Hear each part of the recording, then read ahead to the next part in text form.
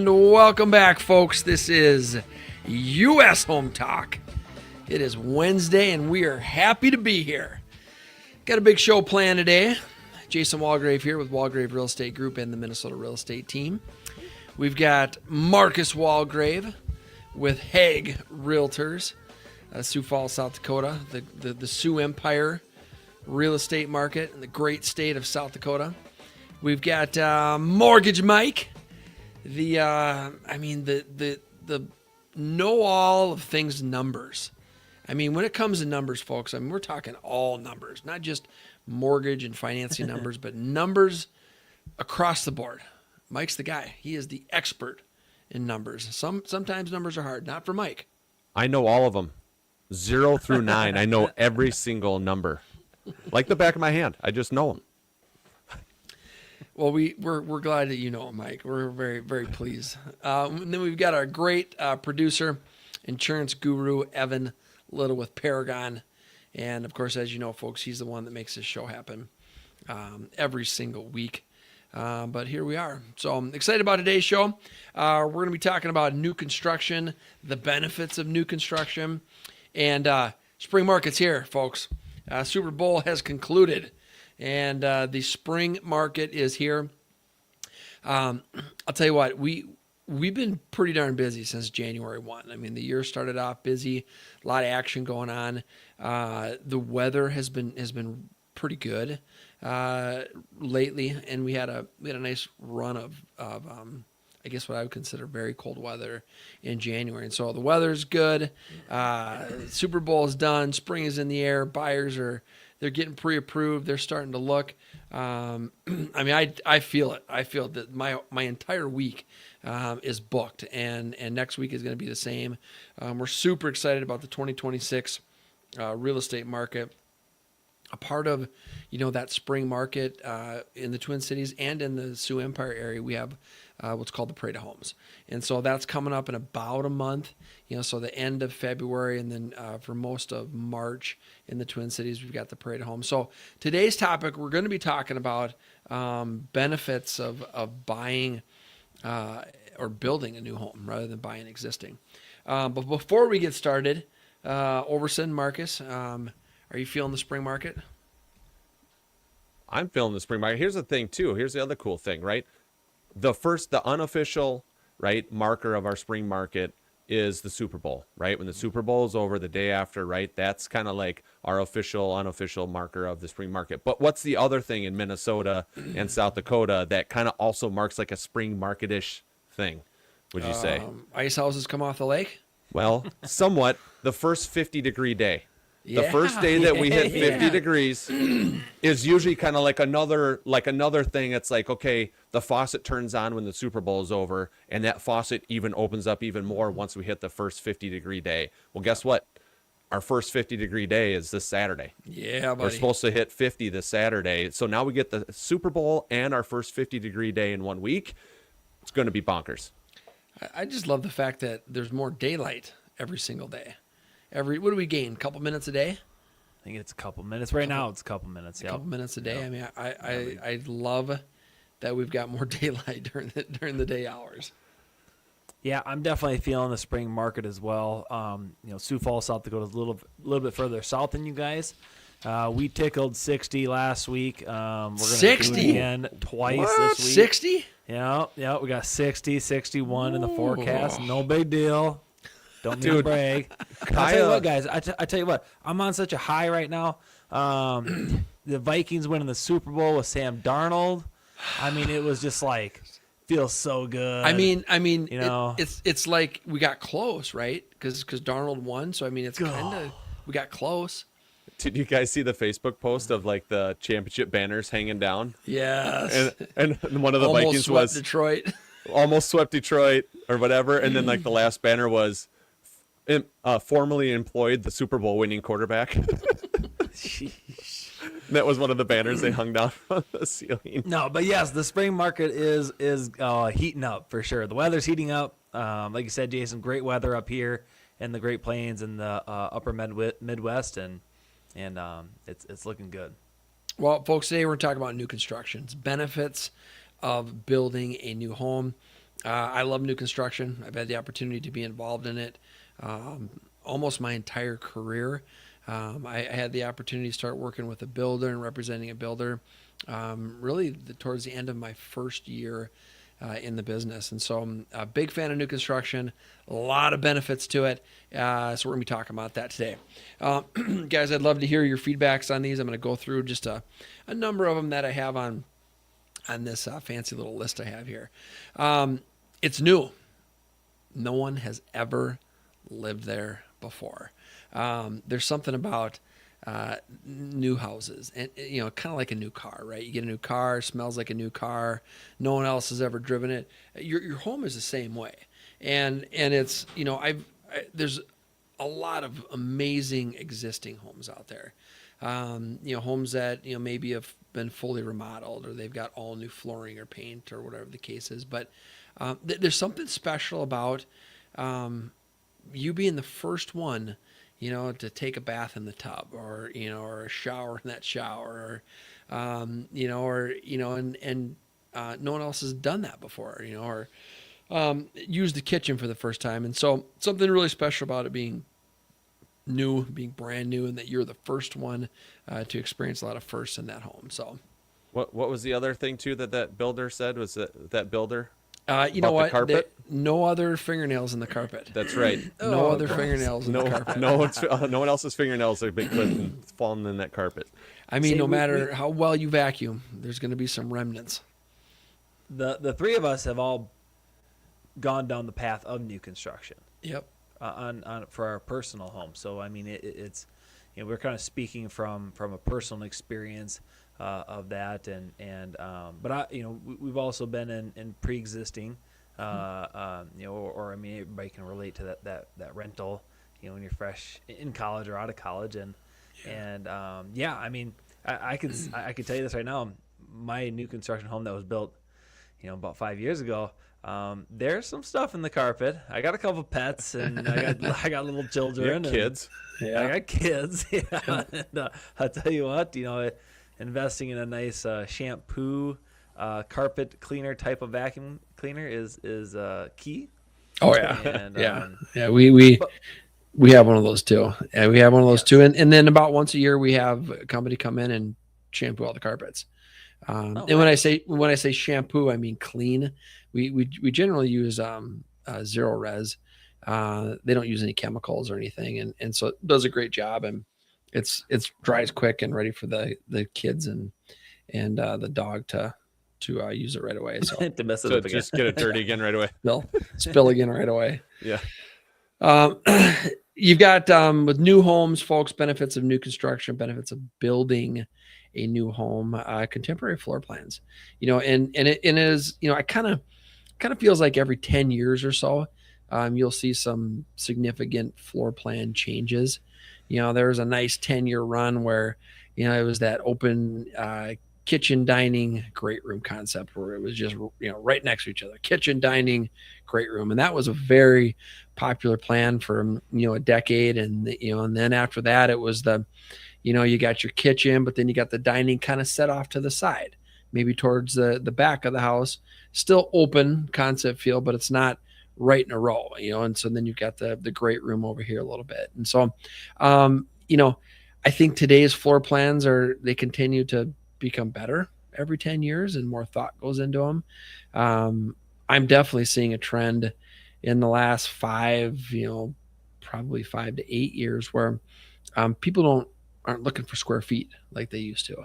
You go back 10, 15 years ago and it was like, give me the biggest house, give me the biggest box you can build for the money. It was all about square feet, and I want 4,000 square feet or 5,000 square feet or more, and now people, even existing buyers, they're not as hung up on square footage as a criteria as much as they used to be, because the floor plan will determine how big it feels. I mean, I've been in homes that are, truth. Yeah. I've been in homes that are 2,800 square feet that feel bigger than a 4,500 square foot home because of the design or the floor plan. It flows better and it's more modern. Yeah, I would agree with that 100%. I think you get into some of those homes where that floor plan is just, it just flows so well. And you're like, yeah, I mean, the room is small, but I mean, there is no wasted space. Everything was very strategic. There might have been, very, very strategic nook that was open, and they used that for a drop station area. Didn't have to like blow up a 6x9 room for that, and kind of that just be wasted and nobody using it. So, those today's floor plans are definitely getting really user friendly. Which I was leads gonna us. say, Go ahead, Mike. I was gonna say like the wasted space type of stuff that you were talking about. I think that goes away. I think there's previous floor plans, like you think it's a good idea, right? So then like you build a lot of that, and then it's like as you have obviously as a builder sells that model and people move in and this and that blah blah, maybe they even live in it themselves and stuff, like you can just see that's like, yeah, we really don't use that space very much. Like it's like we could literally get rid of that and no one would even know it's gone, Right. type of deal, right? And that will shrink your floor plan down a little bit in your size, which will hopefully reduce your costs a little bit and just become more efficient kind of all around. Yep. Yeah, it's interesting. I think of home offices as an example. 20 years ago, they were big. Home offices were right? big, and Yeah, everybody it was like one wanted of a the home biggest rooms. office. Yeah, and a lot of times it sat right up front, and it was a big deal. And then technology changed. Everything is wireless and laptops, and you're mobile and Wi-Fi, and then they kind of went from the offices, like full size 12 by 12 offices, into like little nooks, little nooks. And then COVID happened, and then people started working from home. Well, now the offices are now back. They're important again. So, I mean, I have more clients now than I did 10 years ago that they want office space or an additional bedroom for an office, because so many folks are working from home, or they're working hybrid where they're home 3-4 days a week and then they go into the office 1 day a week. And it's I would say 60-70% of the homes that we show and are going to sell have an office in them, whether it's a bedroom converted into an office. But there's just so many folks that are working from home and working remotely that office is now important again. Next on our list, folks, we're talking about benefits of building a new home. Next on our list, and this kind of rolls right into this: customize your home. So you can build whatever floor plan you want. You're working with a custom builder. You can customize anything in that home. Even if it's a national builder where maybe the floor plans aren't so customized, you have the opportunity to customize the colors. The countertops and the paint and the flooring and the appliances and cabinets and so on and so forth. So it is, I think, hey, Janelle, thanks for chiming in. I appreciate that. I think there's a lot of new construction going on, right? And so being able to customize it exactly how you want it and the colors you want. And it's, I always get a kick out of some buyers that we work with where they're buying or building their home around the furniture that they might have in the primary suite, and I always caution them to maybe reconsider that. But but if you're custom building a home, you can get whatever you want. You can put whatever giant furniture set that you have in there, and it can work out pretty good. Yeah, I think like I just look at our house that we built. Now it's 10 years ago, if you guys can believe that. It'll be 10 years in April, so 2 months will be there 10 years, and that just does not seem right. No, right? Wow. It does not seem like it's been 10 years at all. It's gone so fast. But like the thing that sticks out to me is like that upper laundry, because we got a 2-story, got 4 bedrooms up, and we got the laundry right there upstairs with all the bedrooms. I mean, best feature of the house, if you ask me.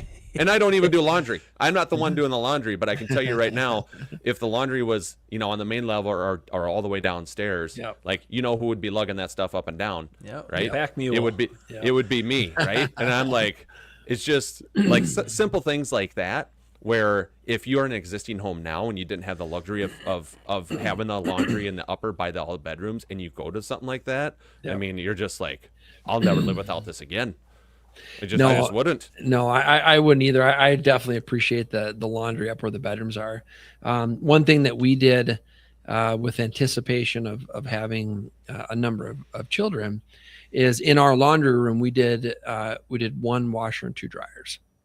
Oh yeah. And Nice. so because it's like we're always waiting for the drying to get done, right? And so and I'll tell you what, I bet we do, man. I mean, I do 10 to 12 loads of laundry every week just myself, and then throw in what the kids do of their own and what Liz does. I mean, we got to be cranking out 20 loads a week, and I mean, nonstop. That I thing's mean, running 24/7. it's almost. every day there's something in the washer or the dryer or whatever. So that's a huge, I mean, I can't imagine having it on the main floor in the basement and going up and down, up and down, up and down. And so No. great feature. You know, if I could expand on Janelle's comment about she's starting to see more built-ins, and we kind of talked about that a couple shows ago about where, before it was like, oh, don't do built-ins because you don't know if your decor is going to change. TVs are getting bigger and that's not going to fit the space. But it seems like this new construction buyer, they're saying, I want a little bit more of that architectural appeal.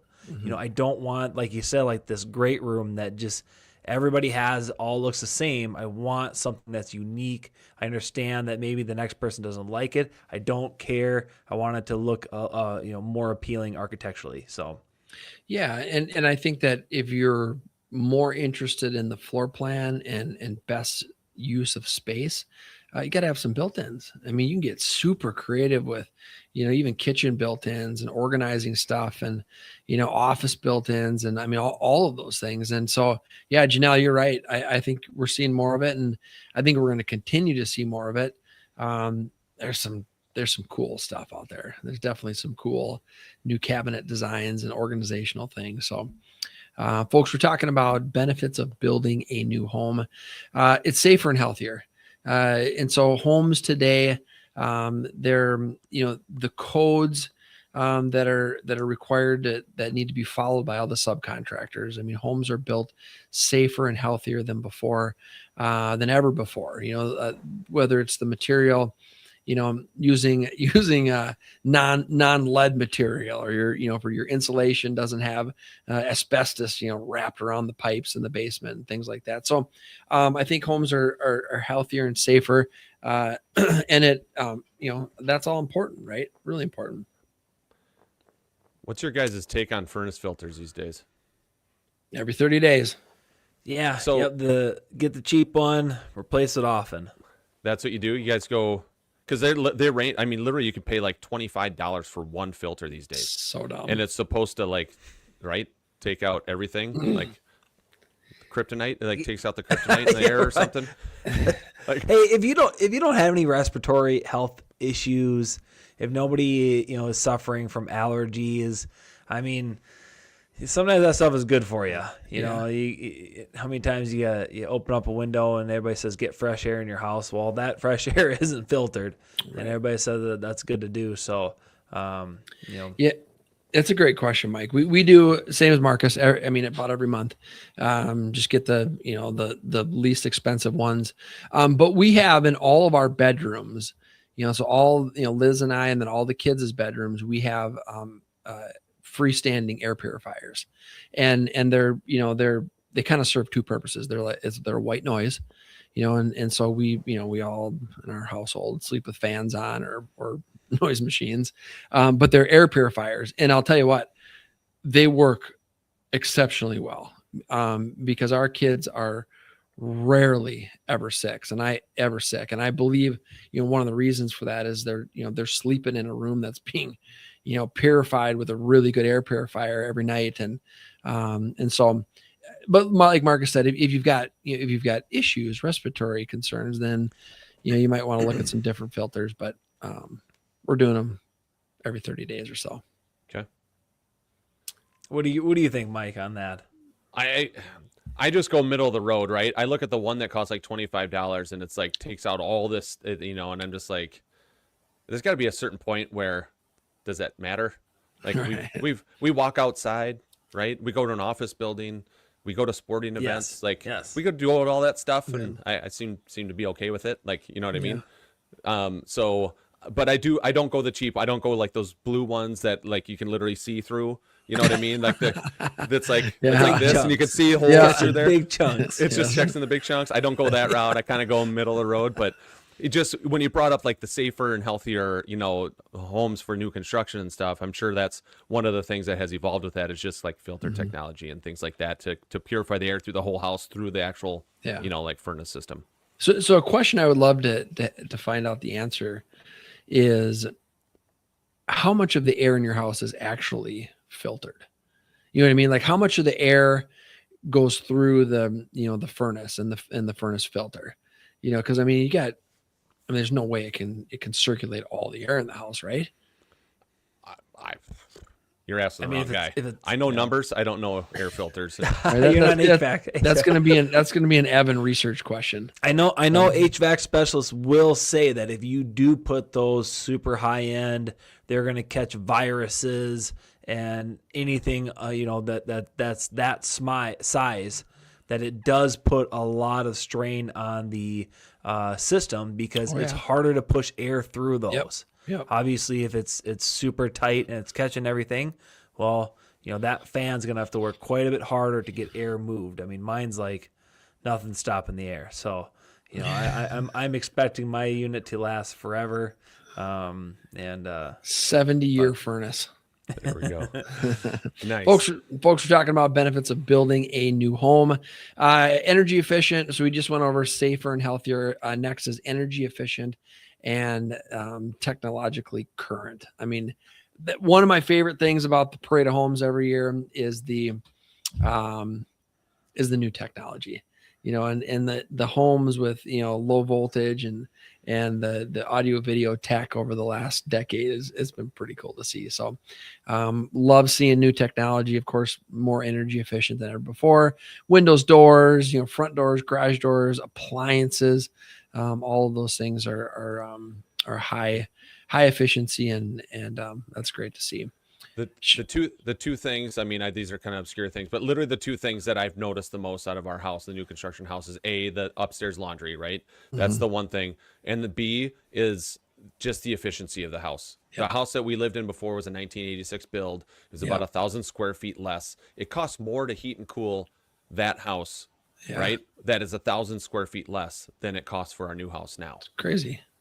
Right. Yep. And it's so, and it's not like by a little bit, it's not like by like $10 a month. Yeah. I mean, we're talking like, it's probably like a couple $100 a month cheaper to heat and cool the new house. And it's 1,000 square feet bigger. Dang. Right. So that's just a testament to better windows, insulation, like the whole package as a whole is just more efficient across the board.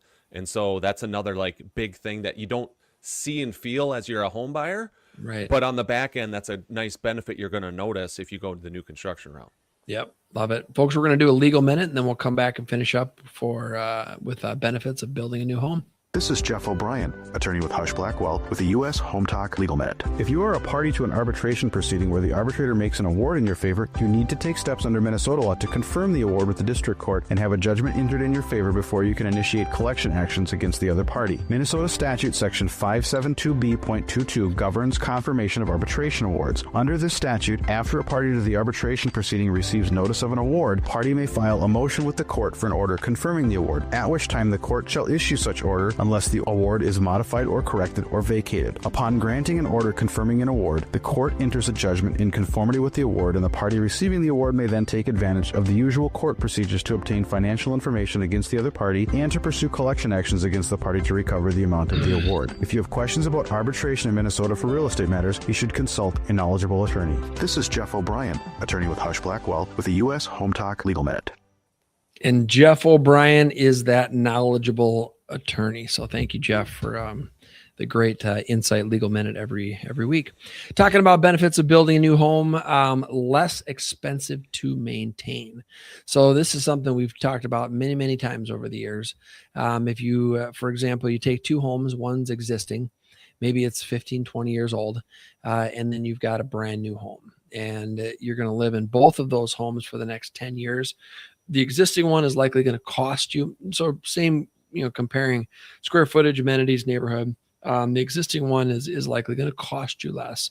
But if you look at the cost to own and maintain over the next 10 years, at the end of that 10 years, even though you paid more for the new construction home, there's a good chance it's going to have cost you less over that 10-year period because you don't really have well, you don't really have any replacement items or renovation items that are needed, right? I mean, everything's brand new. So on an existing home that's 10, 20 years old now, that's going to be 25 to 30 years old in 10 years. And there could be some costs associated with that. If you just take a second to read your owner's manual, a lot of the major appliances, they offer free extended warranty. You just have to register the unit, and then there's usually some sort of maintenance clause in there. But I mean, I think a lot of them are like, hey, you don't have to register it. You still good for 3 years or 2 years or 5 years or whatever it might be. But then if you register it and you find that clause about what you need to do to maintain to stay eligible, I mean, they push those out 10, 15 years in some cases. So I mean, even a better way to just say, hey, I'm gonna get that done. I know I dropped the ball on that, but it's good to get that extended warranty for free. So. Yeah, I think our washer, we got a Samsung, that's the brand, our washer and dryers, and they have 10-year warranties on them, and so we've, it's now past the 10 years. I think this will be our 12th year this summer. It'll be 12 years that we're there. So, but that's pretty impressive. I mean, I was 10-year warranty on a washer and dryer. Well, especially with the type of miles you guys put on that thing. It's running 20 loads a week. Yeah. I mean, you know what I mean? It's not like you're washing a couple loads a week because you're an old retired couple that just, doesn't have all the kids and everything going on. Yes. I mean, you're like us. I mean, that the dishwasher and the washer and dryer are constantly running. Yep. You don't go walk into our house and not hear them running. Yeah. They're just, that's just the way it is. Yeah, it is the way it is. We did have to replace our dishwasher a couple years ago. So that one made it about 10 years, and then it was Dunsky after that. So, and they're a lot quieter too. I mean, my goodness, more efficient and all that fun stuff too. But I mean, like not the even sound close. of them is, yes, yep. Not the other one. That's just the way they were, and it would be our old one was so much. It was so loud. You don't realize that, but it was so loud that I would always put the delayed timer on, so it would go off, so that it would start after we went to bed at night. That was your white noise back in the day. Well, it was from the kitchen. It was the white noise for the whole house. Jeez, Here we go. Folks, we're talking about benefits of building a new home. Just got a couple left here. There is, I mean, these I think are two big things. The house is under warranty, right?